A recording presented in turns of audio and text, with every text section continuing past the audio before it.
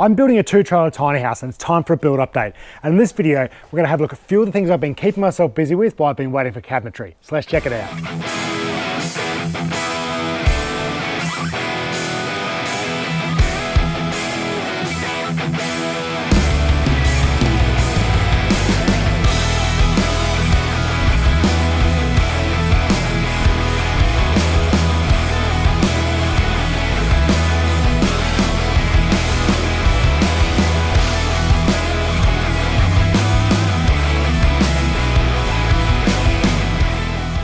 So it's been a while since the last build update, and to be honest, I've been on a bit of a go slow while I've been waiting for cabinetry. So to keep myself moving, I've been working on pre-making as much stuff as I can so that when the cabinetry comes, I can sort of put that stuff in, and doing lots of little foundational pieces for the house that, to be honest, don't necessarily add up to much. So it's been difficult to do a video for you because the stuff I'm pre-making sort of doesn't make sense until it's put in context. Like, I spent ages machining up heaps of timber for my bench tops, but there's no point showing you that until I do my bench top. So it's been a while since I've been able to get one out. However, I have been working on lots of little stuff, so I thought it'd be a good time to do a video and show you some of those things I've been keeping myself busy with. We're gonna have a look at what I've done for heating, my electric air vent windows that are now complete, little bedside lamps that I've made, the set of stairs that I'm sitting on here, and a few other structural pieces that I've been working on in preparation for when that cabinetry comes. So first off, the stairs that I'm sitting on here. Now, to be honest, these stairs aren't permanent. The plan is when I find the final resting location for the house that I actually build a deck out here in between this sort of L shape and out and down and some stairs and make it look really nice, maybe a shelter over the top. But until I do that, I needed some way of getting in and out of the house that was a bit better than a pile of pallets. So I decided to knock these up. Now, I've made these modular so that when I do move the house, they're easy to break down and transport with the house, put them in place until eventually I can do a deck. So to make them up, I have made 2 stringers out of steel with ports for tread plates welded onto the side of them, and they hook onto the house by using the brackets that I've put onto the trailer right back when I built the trailers, that it's going to sort of support the deck structure that goes on the outside here. So I was able to slip a bar on there, and my 2 stringers then clip onto that, allow me to easily remove them.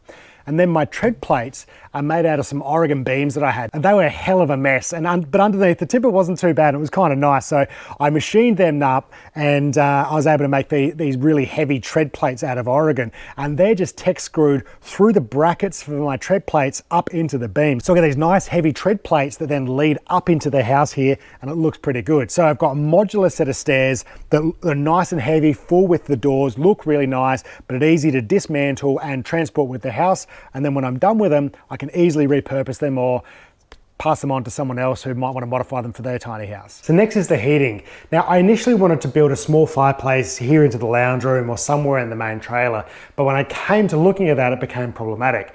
First of all was availability. Finding these things, it seems everyone else has had the same idea, and there was really long wait lists to try and get them. The second was trying to install it. Now, taking a flue out through this ceiling was difficult because I've got a box cutter on one side, and on this side I've got a light strip running down the side of the ceiling, so taking the flue out right next to that and in front of it didn't look very nice. Anyway, as I was going through the process and trying to work out where I might do it, I looked at trying to take it out through the wall, but then I was over width, and weatherproofing that was difficult. I actually realized I already have heating in the house. My reverse cycle ducted air conditioning does heating. The problem is I'm looking to set this up to be off grid. Trying to have enough generation and storage to run reverse cycle heating will be difficult. So I needed something that could supplement, if not replace, the electric heating during winter. So I came up with the idea of diesel heaters. Now, diesel heaters are cheap to buy, they're pretty cheap to run, and they're great because it just instantly pumps hot air through the house. I also found these little controllers where I can modify the diesel heater and actually allows me to automate it and hook it into my automation. Now that's great because I can be heading home and I can remotely turn on the diesel heaters and instantly start warming up the house, which is really cool. Now I do love the ambience of having a fire in a house, and I'm not off the idea completely, and I will have an outdoor fire that sort of helps service my need for having a fire. But for now, the diesel heater provides a really good solution that's simple and easy to run. The only problem is with diesel heaters is finding somewhere to install them. They have to be able to suck the air from inside and then duct out somewhere, and you also have to have a fuel tank. And I didn't want any of that inside of this house. So I came up with the idea of installing them underneath the trailer. So she's a bit tight underneath here, but it was the best I could do to try and get underneath there and show you what I've done. So to mount the diesel heater, I've created these boxes here that mount up onto the floor inside the house. I've created a cavity where the diesel heater sits. It allows it to draw air in and then take a duct off of the outlet straight up through the floor to the kickboard of my kitchen. Now, one of the issues with diesel heaters is they're notorious for having a really loud clicking sound. To combat that, I've actually created a completely separate cavity inside the box to mount the fuel pump and then lined with flame-proof sound foam so that it actually completely stops that clicking sound and there's no audible sound inside. And it's the pump is mounted purely by a hose, so there's no like hard connection between the pump and the box, so I don't get resonance through the floor as well. Now the other issue is the fuel tank. Now they usually have a sort of 5 to 10 litre fuel tank that has to be mounted somewhere, but none of them had a very good shape to mount underneath here, but also it was really difficult to get underneath the trailer to try and fill that up, and only being a 10 litre tank, I'd have to do that multiple times a winter. So instead, I've installed this 80 litre tank here that allows me to hold enough diesel that should last me an entire winter or pretty close to. Now to get that filled, I've actually hooked up this pipe out here that goes out to a cam lock on the outside there, so I can just hook on a pipe and then put that straight into a jerry can. Now, because of the levels, it's not very easy to fill from out there, so I've actually hooked up a pump. So there's a pump inside here that actually sucks it out of the jerry can and pumps it straight into the tank there. So it's a much easier option. I don't have to sit there with a jerry can and try and pour it in. I can just stick the hose in, push pump, pumps it straight into the tank. So you can see the box here that I've made to house the diesel heater. Now, the lid's not screwed on properly, so it's hanging down a little bit because I still have to get in there. I've got this stainless steel ring that allows me to bring my exhaust out, intake and the fuel line. Then coming around to here, I have the control box for my fuel. This is what houses my fuel pump. Now that allows me to turn it on and off, and the control for that is on the side of the trailer where I hook on the hose, but also this is either enabled or disabled through my automation, so you can't just walk up and turn that pump on. It also houses the controller that takes the sender unit for my fuel level from the fuel tank here and reports that back to my automation, so I know how much fuel I've got sitting in my diesel tank.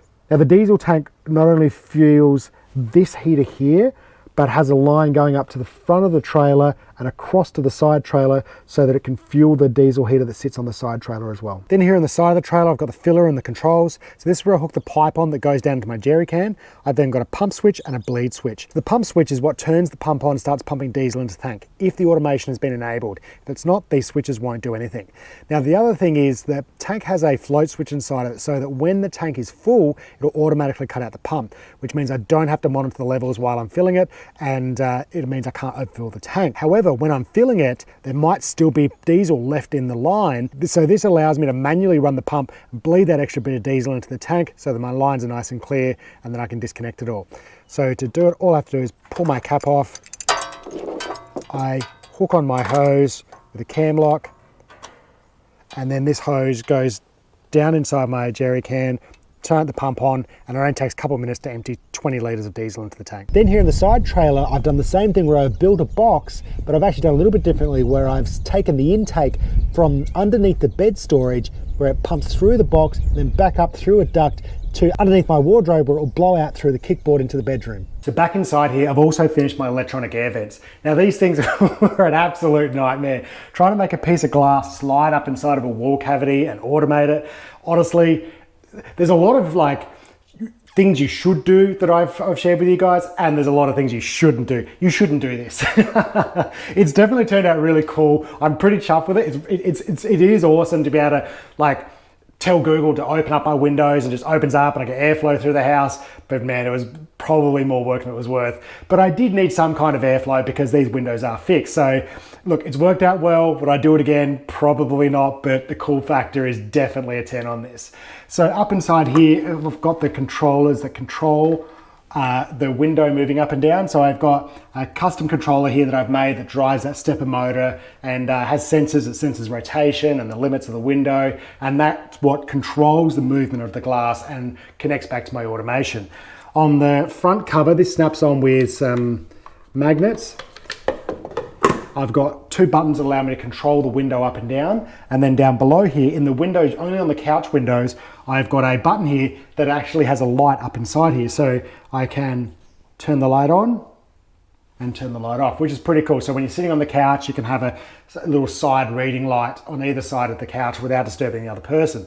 Now to move them up and down, we just push the up button or the down button. It can be stopped at any point, or it will just continue to open all the way up to the top. The other thing is that connects in with my automation. So I can use my phone or a voice assistant to be able to control the window. So I can set it to any percentage I want or just open and close, and it works seamlessly. It is pretty cool to be able to open them or close my windows remotely, and I've got security mesh on the outside so these can stay open to get airflow through here. And I've also got a rain sensor on the roof where I can sense rain intensity, so if it gets too much, the automation can just shut these windows down for me, which is pretty cool. Wouldn't get that out of a normal window, but probably should just do a normal window next time, I think. So recently we looked at the bed, but I hadn't fully finished off inside here. I hadn't done bedside lamps or a bed head.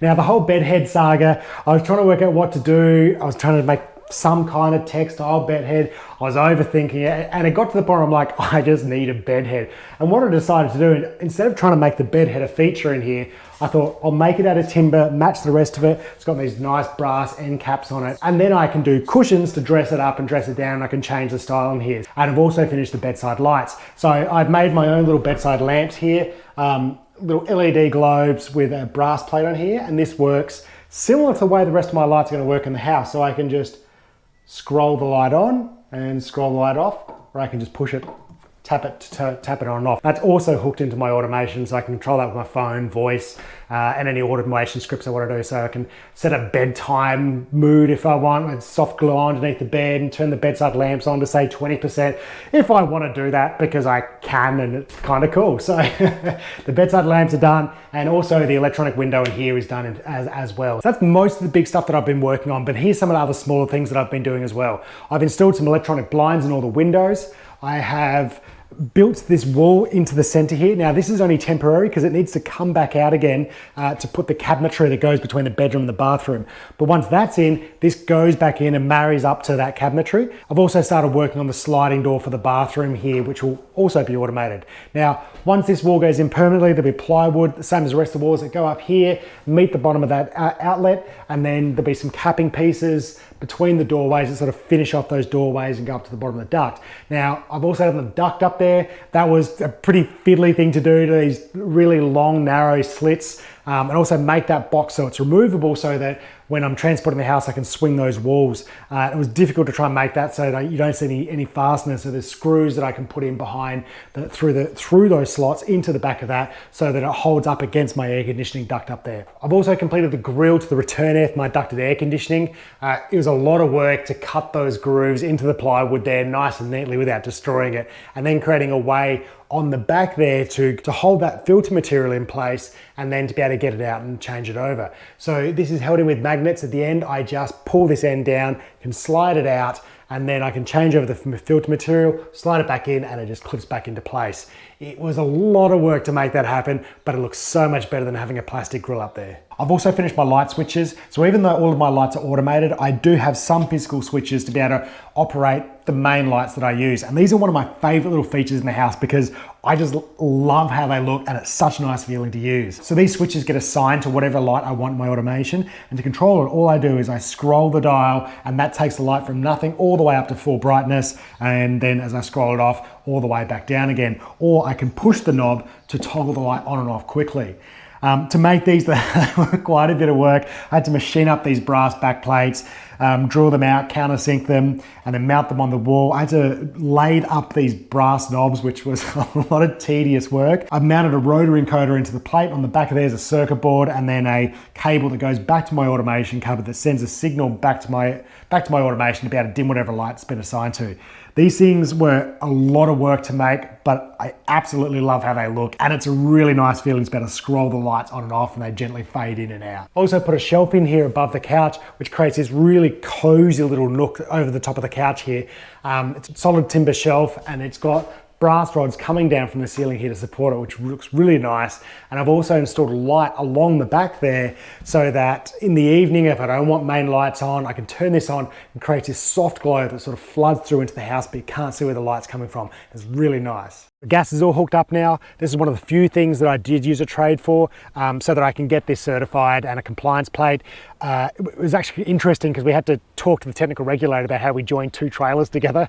Luckily, we were able to use a flexible bayonet fitting between the two, but I did as much work on this as I could. So mounting all the bayonets and brackets for the regulators and for the pipes and stuff like that, but the rest I had hooked up by a plumber. So that's just some of the things I've been keeping myself busy with while I was waiting on the cabinetry. Now that's not everything. There's heaps of other stuff that's just not worth showing in the video. So machining timber, designing circuit boards, writing code, tons of other things that will soon come together as I start to now finish off the rest of the house, and I'll be using all those elements as I start putting them in. Now you may have noticed behind me that there's already some cabinetry sitting there in the kitchen. That's already well underway. I got it in 2 phases. I sort of got some of the kitchen cabinetry, so I've started on that, and that's kind of why the video took so long, because I'd just been sitting around so long. I just got into it and started working.